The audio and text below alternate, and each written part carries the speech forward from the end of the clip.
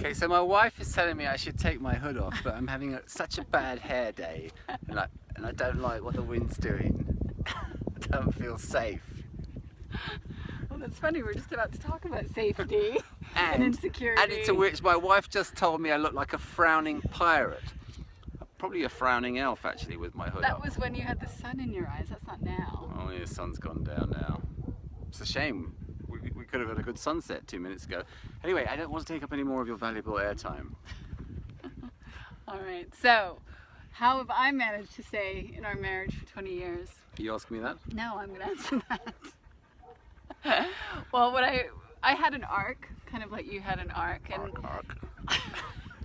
at the beginning, I realized that I had sort of this idea that you were my knight in shining armor, and you're just sweeping off my feet, which is kind of what you do. And but then things got a little shaky for me around financial security, and there's two things that really stick in my mind about that. One was when we went to see your accountant for the first time in London, and he said to me, it's almost like he was trying to give me words of caution. He took me aside and said, Rohini, my cat knows more about finances than Angus does.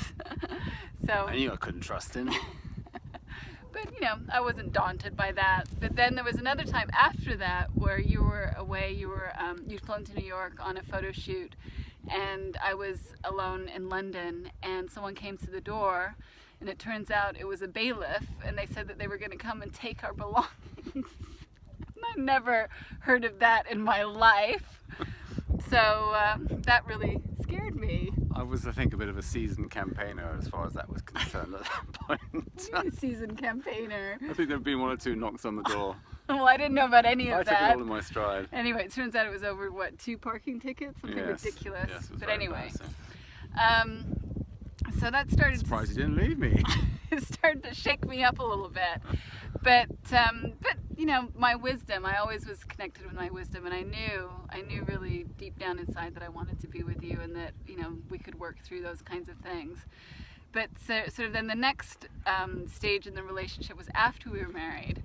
And I don't know how you managed to do this, but I didn't even know you had a temper until after we got married. After knowing you for 2 years and living with you for 1 year, that was like completely not in the picture.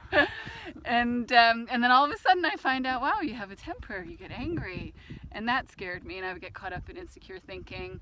And I really was under the mistaken impression that my well-being was impacted by that, and I would start.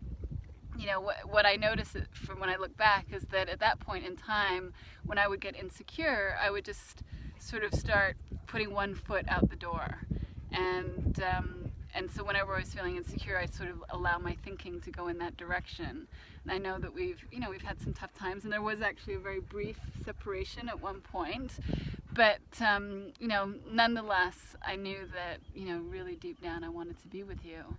But the game changer, which you know, you talked about yours last week in terms of knowing that well-being is your compass.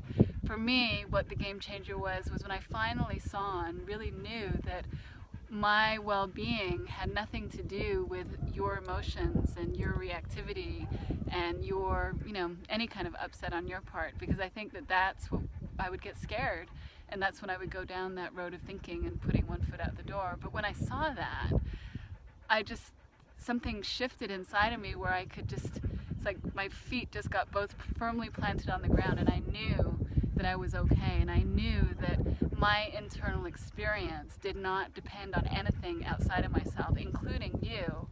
And that just gave me such a sense of safety and security that I was connecting with that essence of who I am, and knowing that that loving, that true self is my foundation of safety and security, and it doesn't come from outside of me, and that's not you, even though we can enjoy all this, you know, beautiful relationship that we have, that doesn't come from outside. So that really was a game changer for me. That's fantastic.